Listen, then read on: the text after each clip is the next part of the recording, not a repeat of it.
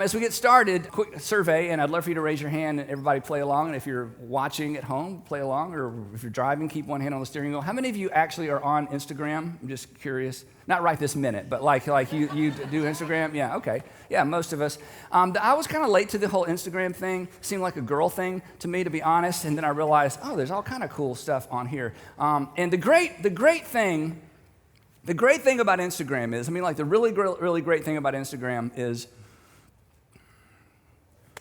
anyway, the problem, really, if I'm just honest, the problem with Instagram is that now that I'm on Instagram, I find I'm constantly needing a new pair of shoes. And this is embarrassing to talk about because I never really thought about shoes. And every once in a while at Christmas or something, Sandra would show up some shoes. I'm like, are those cool? Okay, I'll wear those. I never thought about it. Now that I'm on Instagram, I have more shoes.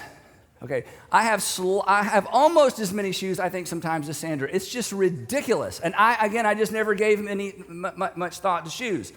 Or shiplap. Now we have shiplap in our house, okay? I never gave much thought to that. I never gave any thought to your cute kids, and I can't go back and redo all of our family pictures because they're on film. You remember that? Like, what can you do with that? So now I take pictures of pictures to put on Instagram. It's so lame.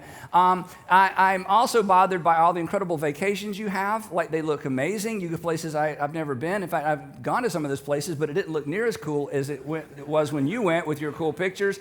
I'm very bothered by the cool young preachers and their overpriced sneakers. That's starting to bother me a little bit too, you know? So I thought, well, the way to solve this is I'm just not going to look. So I just quit. I thought I'm going to get off Instagram. And I thought, wait a minute. I'm not a quitter. So I got back on. I thought, no, I'm not a quitter.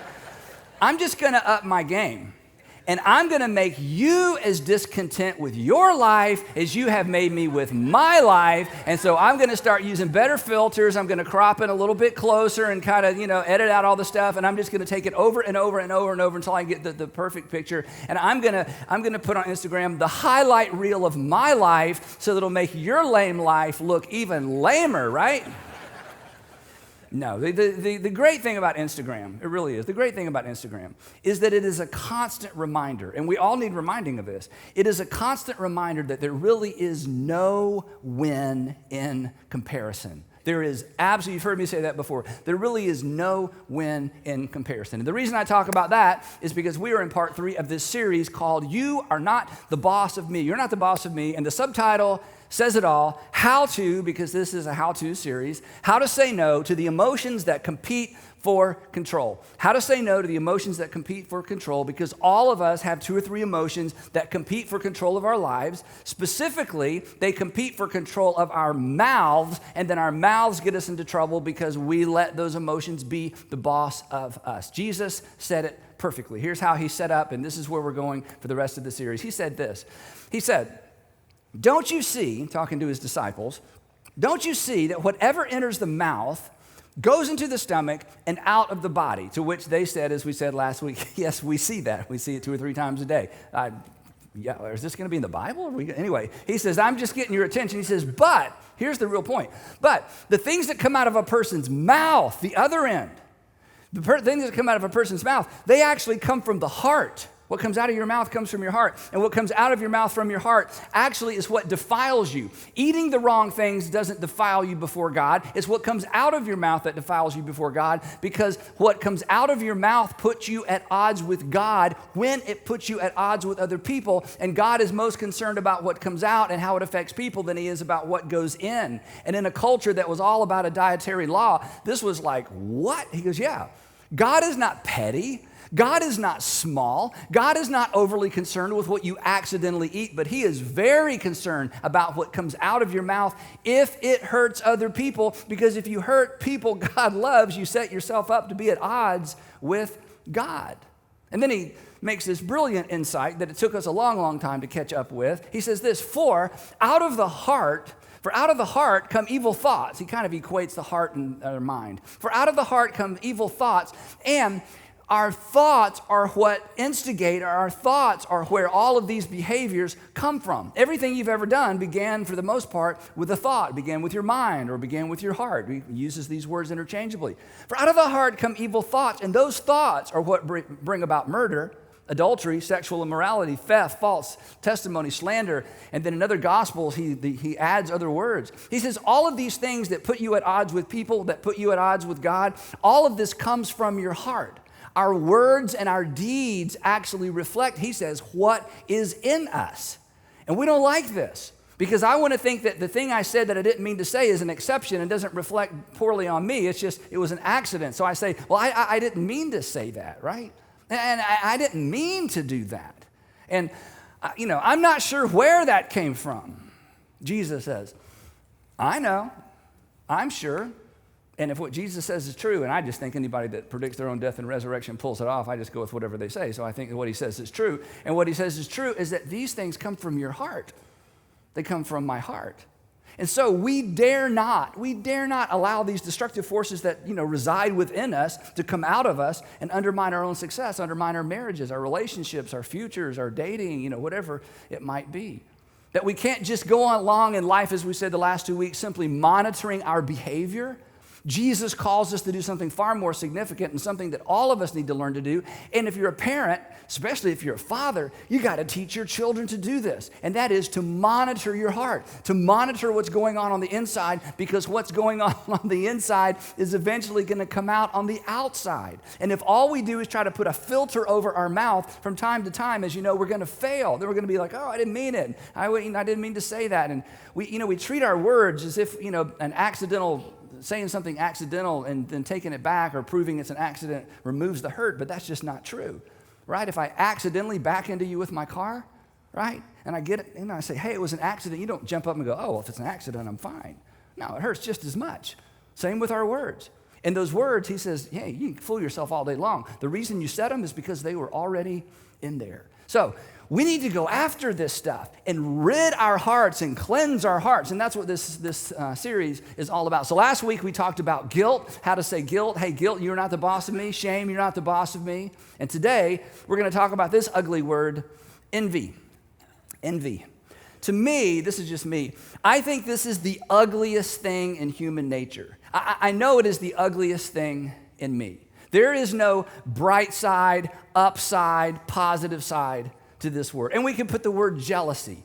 I like envy because it sounds, a little bit more sinister.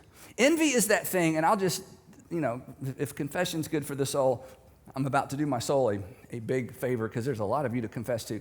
The thing that I don't like about me the most, and if you can't relate to this, please don't judge me too harshly. The thing I don't like about me the most is that every once in a while, someone will fail, and my initial emotion is like, yes. And I hate that about me.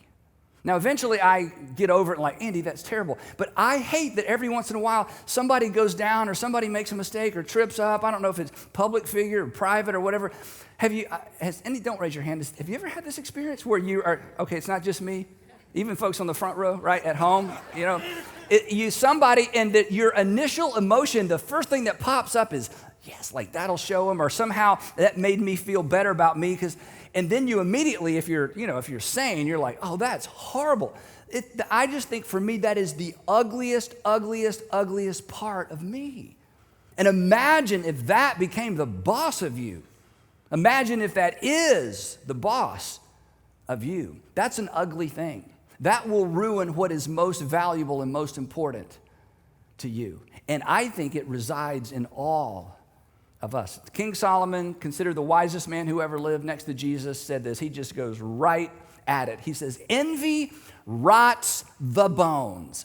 Envy rots the bones. In other words, when we are envious, we're focused on someone out there and what they've done and what they have and who they raised and how smart their grandkids are and how cool their car is. And Solomon says, don't kid yourself. The consequences of envy, they may be a little bit out there, but at the end of the day, envy rots the bones. Here's why. It leaves us competing. This is the joke. This is how ridiculous this is. It leaves us competing with people that don't even know there's a competition. And we're striving so hard to drive cooler, live cooler, be smarter, do better, perform better. We're competing with people. They don't even know there's a competition. And it makes us arrogant because we're successful and we accomplish more than they did, or it makes us depressed and we despise ourselves because we fall short. I mean, again, there's no upside. There's no positive side to envy. It rots the bones. It ruins relationships. It'll make you a not very good friend, a not very good sister-in-law or brother-in-law or cousin or child or brother or sister or whatever it might be. And so, if you have to leave early or you lose electricity, here's the bottom line. Just knock it off, all right? Just stop with that. If only it was that easy, right? But this isn't going to go away. I mean, suddenly we feel it. We don't mean to feel it. We don't know where it comes from. Jesus says, I'm telling you where it came from. It came from within you. It is in you. You just dare not allow it to be the boss of you. So even if it never goes away, it doesn't have to control us. It doesn't have to drive us. We can begin to monitor our heart and deal with it. Because this is just my opinion. I don't think envy is a problem to be solved. I think it's a tension to manage. Because we're human and we're fallen, and it's just natural to compare, and it's natural to, allow our self-esteem to be built upon what other people are doing as opposed to what God has perhaps called us to do. So the great news is Solomon, who gives us the envy rots the bone statement, Solomon also gives us a way forward. In fact, in his writings, he gives us a place to go. This is how I think about it. He gives us a place to go mentally, so that when you find yourself drifting emotionally toward envy, or you find yourself drifting emotionally toward comparison or jealousy, whatever word you want to use, when you find yourself drifting there emotionally, or suddenly that ugly, ugly part of you crops up and starts, he says, let me tell you somewhere you can go mentally. And when you start to lean that way emotionally, and it gives us a word picture to help us regain our balance. Because one of the things that's important to remember throughout this series is that all of these emotions, the reason they get in control is they throw us off balance. Anger throws you off balance. That's why you come back and you're like, I can't believe I said that, did that.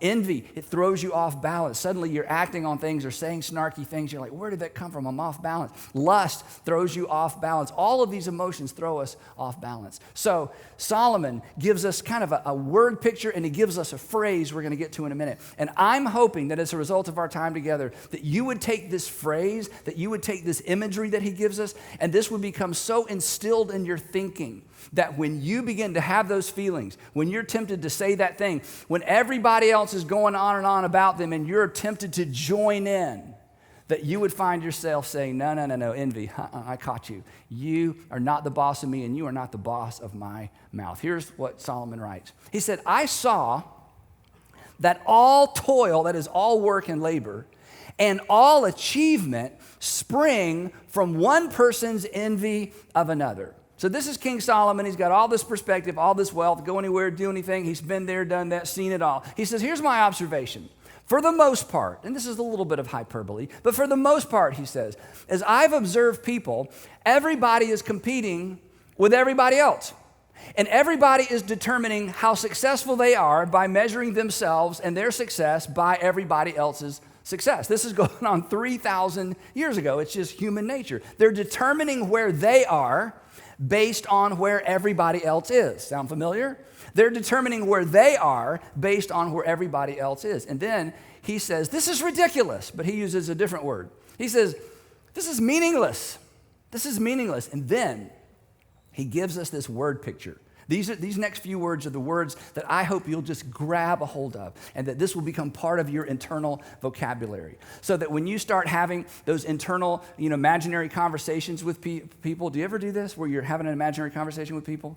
Yeah, and how you always say the right thing in your imagination, right? And they always look stupid? Is that just me?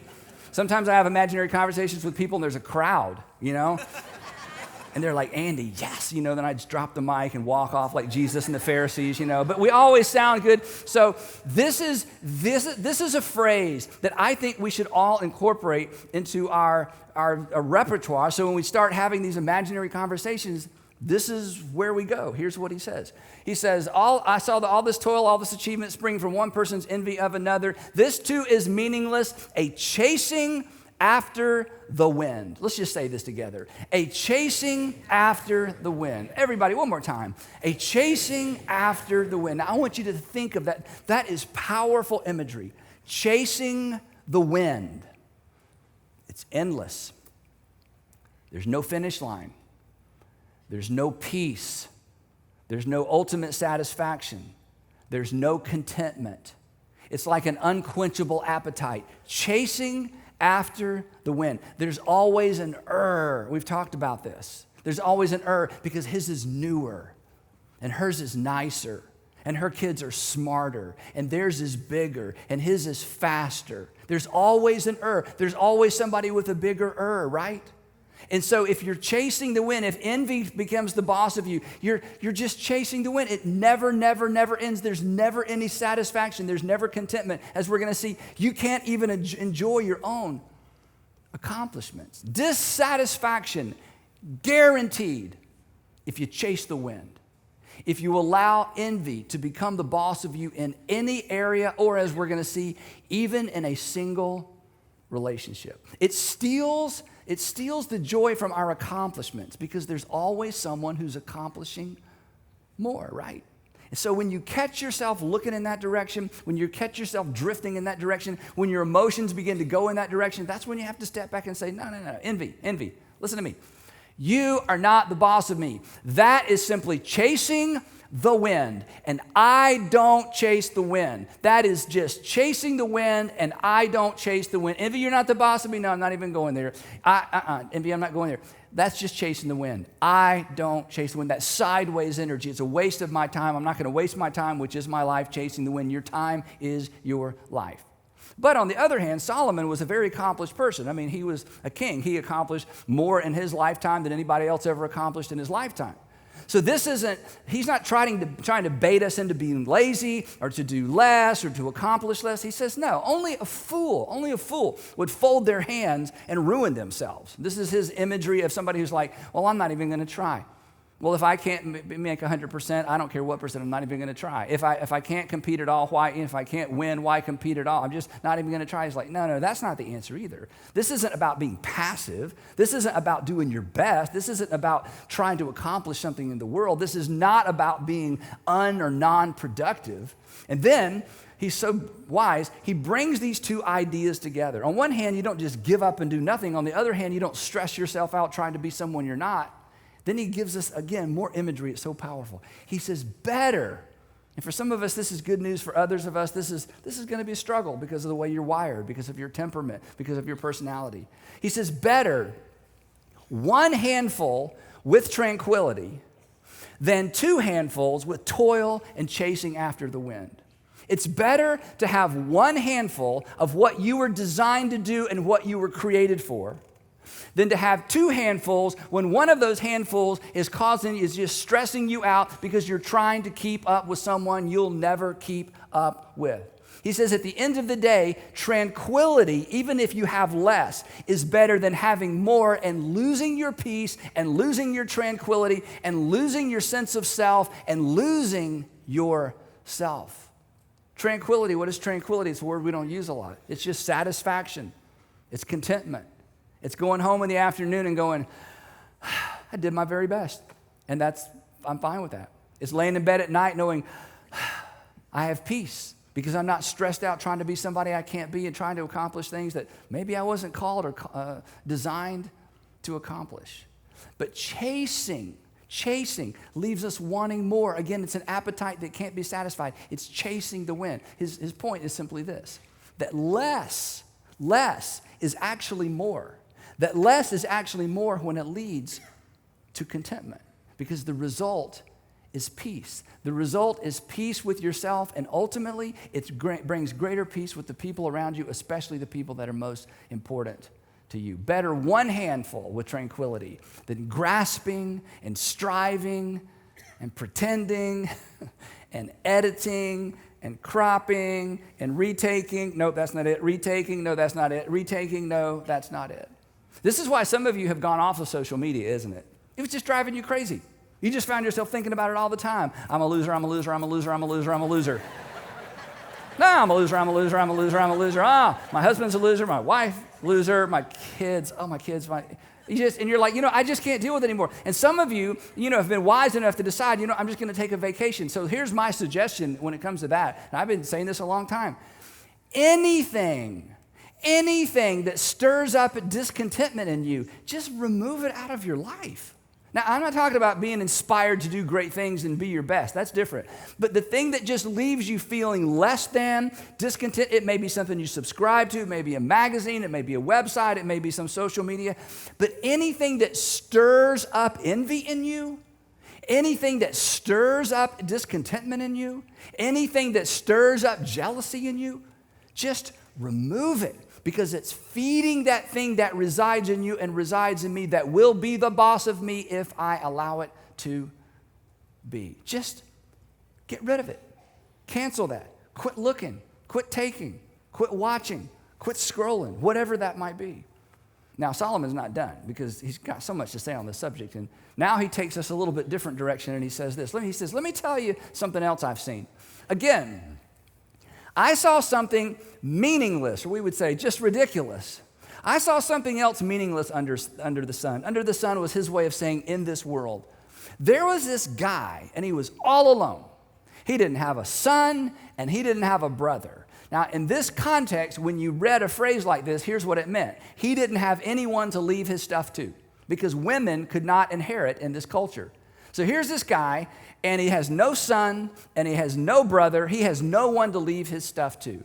And Solomon says, but I watched this guy, and there was no end to his toil. I mean, he just would not let up. Yet his eyes were not content with his wealth. He was just going after it and working and accumulating and doing more and more and more and just killing it, but just going for it. Just so much focus on what he was doing. And then Solomon says, this guy finally stopped and ask a question, a really important question. If you're an ambitious person like me, if you love progress like me, if you love accomplishment like me, here's a question you need to ask. Here's a question I need to ask. Here's a question we probably need to ask from time to time. He said, I saw this guy he doesn't even have anybody to leave this stuff to. And he finally pauses and he asks this question. For whom am I toiling? In other words, who am I doing this for, really? Well, why am I doing this? This is it. What's really driving me? What am I trying to prove? And here's the tough part. Who am I trying to prove it to? Or if you don't like prepositions at the ends of sentences, to whom am I trying to prove it, right? So here, let me ask you. This is something to think about. This is a question to wrestle to the ground. Why do you stress yourself out to do everything that you do? Really? And now, again, the fathers is like, doing it for my family. Really? So your family's pushing you. You get up in the morning and your family's at the door going, come on, Dad, get out there. And come on, Dad, you can do this. You're doing this for your family. Maybe you are. But maybe there's a deeper answer to that question. Come on, men. Maybe there's more going on. Why are you doing this? Why are you doing this really? For whom are you doing this? Are you internally competing with someone? And your competition with the person out there that doesn't even know you're competing with them, or the industry out there, they don't even know you exist, much less you're competing with them. And in your competition, you're actually alienating the people you say you're doing this for. It happens all the time, doesn't it? This is a great question. For whom am I competing? For whom am I toiling? For some of you, there's a name. For some of you, there's a face. For some of you, it's your father. For some of you, it's your mother. For some of you, this happens all the time. I'm not trying to, stir up any emotion. For some of you, it's for a deceased parent. You're still trying to prove yourself to someone who's not even around to see. This is an important question. Because until we have an answer to this question, we may be internally striving, envying, we are desiring, or we are jealous for their approval. We're jealous for that pat on the head. We're jealous for something we can't even get. And we have given up our one handful of tranquility because we've opted for two handfuls of striving and chasing after the wind. He says this, talking about this imaginary person. He says, and why am I depriving myself of enjoyment? Do you ever ask yourself this question? Do you ever come to the realization, oh my goodness, I'm not even enjoying what I have. I don't pause long enough to stop and, just to use that old phrase, smell the roses. I mean, I love my kids. I just don't spend any time with them. I love my wife. I don't spend much time with them. I love my husband, but I just got to go. He says, I don't even enjoy what I'm doing. See, this is the death spiral, isn't it? This is the relational and family death spiral. And sometimes we don't understand what's driving it is something on the inside of us. And for some of us, it's envy. And for some of us, it's jealousy. For some of us, it's comparison. Or just the quest, we're jealous for the approval of somebody or a group of somebodies. In most cases, they don't even know. We're competing with them. He couldn't enjoy what he had, and he didn't know why. Solomon says, this is ridiculous, isn't it? I mean, hearing me say it, this is just ridiculous. This too, he says, is meaningless. I love this phrase. It is a miserable business. Isn't that great? In other words, it will make you miserable.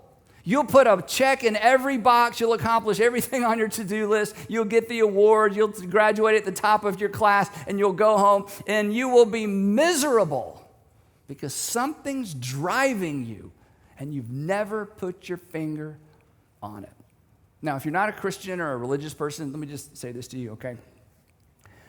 You'll never be what you were created or designed or what you have the potential to be. You will never be what you were designed or created or have the potential to be as long as you're looking over your shoulder at what everybody else is becoming. Now, if you're a Christian, this is even more serious because you'll never experience God's purpose for your life if you're distracted by God's purpose for someone else. Now, this is a big deal. This is a really big deal to me. I grew up with a very successful father, and I don't know any other way to say this. I followed him in the family business, so to speak, okay?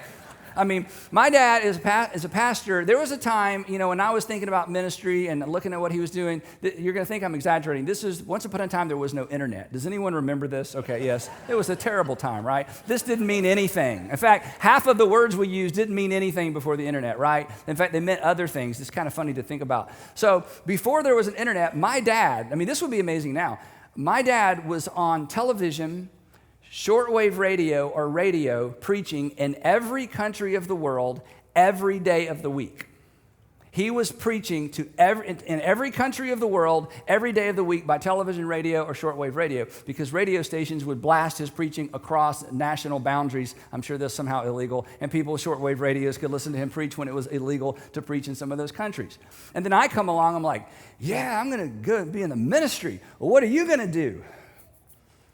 I think he did it all. I think it's pretty much all done. If your dad's preaching every country of the world every day of the week, what is there left to do? And I just remember struggling. I felt like this is something I want to do. But to fall into the comparison trap, and he was so great. He never put that on me. He never, ever put that on me. I put it on myself. And I found myself, like some of us find ourselves, kind of competing with someone who doesn't know there's a competition. Competing with people who would be shocked and feel like, wait, why do you feel like you're competing? But to find the race that God has called you to run and to find the lane that you're to run in and to quit looking over your shoulder and looking at all the other lanes to see what other people are doing, it is so extraordinarily liberating. And do you know what it does? It allows you to work harder with more peace. You work harder, you get more accomplished with more contentment. And you begin to measure success differently. Now, I'm still trying to figure this out because this is a tension to manage. So every day, in some capacity, I find myself saying under my breath, envy, you're not the boss of me. I'm not going there. I'm not chasing the wind. So here's the phrase that Solomon began all this with. I just gave you the second half. Here's the entire sentence. Here's what he says. This is so powerful. A heart at peace gives life to the body, but envy rots the bones. A heart at peace. That is, this is this internal thing. Finding peace, finding contentment, finding that sense of, I've done all I know to do. I've done my very best. I will be content with one handful and tranquility. He says, a heart at peace gives life to the body, but it's envy that rots the bones. In other words, you cannot compete. You cannot compete or compare your way to peace. You cannot compete or compare your way to peace. You cannot win by chasing the wind. Now, here's the thing. If you're a Christian, God has given you a race to run as a parent, as a professional, as a student, as a mentor, as an athlete, as a coach, as a teacher, as whatever it might be. God has given you a race to run. He's given you a lane to run in. So stay there and thrive there. And here's the most important part, and change somebody's world from there. Because the moment you get out of your lane, and the moment I allow envy and comparison and jealousy to be the boss of me, do you know what I quit doing? I quit being concerned about other people, because envy is extraordinarily self-centered. Jealousy is extraordinarily self-centered. I'm going to have a difficult time caring about you if I'm overly worried and concerned about me. That's why that ugly, embarrassing thing that pops up every once in a while when somebody else fails, where does that come from? That comes from this false sense that the lower you go, the higher I get.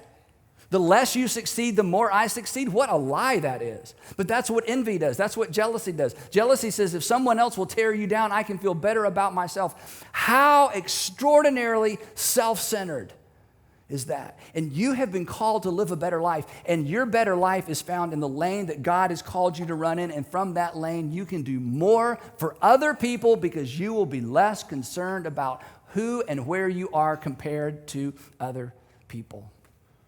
Sure, there's a time to look to other people. You look at other people for inspiration, not imitation. Read biographies. Be inspired by their stories. Don't be afraid of their success. Envious people who are eaten up with envy, they don't even like to hear about other people's success. They have a hard time celebrating with other people. Use other people's stories as inspiration, not imitation. Celebrate, even in areas where you can't participate. Jordan Peterson says this. I love this statement from his book. He says this: compare yourself to who you were yesterday, not to who somebody else is today, from 12 Rules of Life. Isn't that good? If you're going to do the comparison thing, compare yourself to yourself. Compare yourself to where you were yesterday. In other words, making progress. Again, this isn't about sitting on your hands and doing nothing. This is about, to use the phrase, being all you can possibly be and being all that God has called you to be. But you compare yourself to where you were yesterday. Love progress, pursue progress. But don't compare yourself to where somebody else is today. Or to use some old school language, count your blessings, not your neighbors. Yeah, right? Count your blessings. Have you ever actually done this? I mean, this may seem so strange. To sit down and to make an actual list of all the things in your life that are a blessing. Do you know what happens when you begin to count your blessings? Something happens on the inside of you.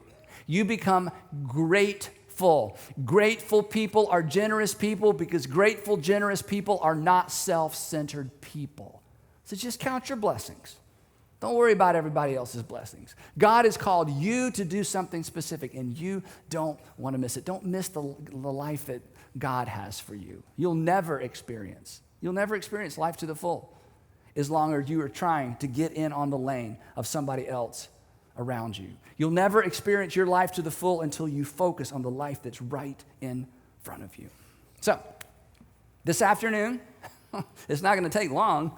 This afternoon, maybe before you leave here, maybe before you turn, as soon as you go to the next browser, just today, when you find your mind and you find your emotions drifting toward that sense of envy and comparison, and I don't measure up, and I'll never have, and I'll never drive, and I'll never live, and I'll never look like that. When tempted to compare, then you just really need to stop and declare, and maybe out loud, maybe under your breath, envy, you're not the boss of me.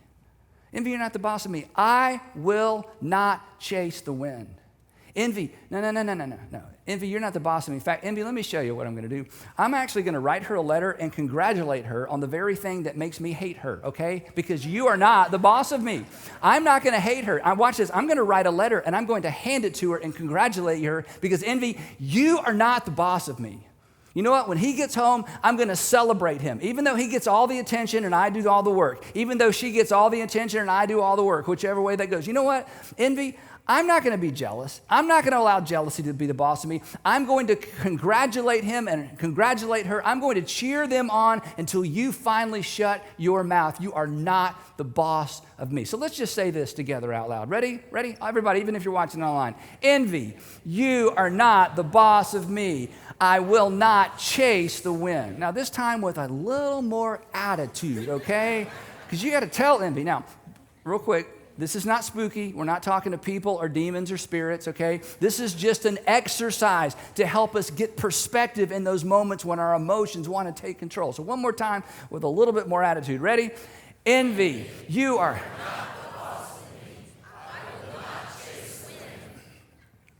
Besides, if you're a Christian, you already have a boss of you.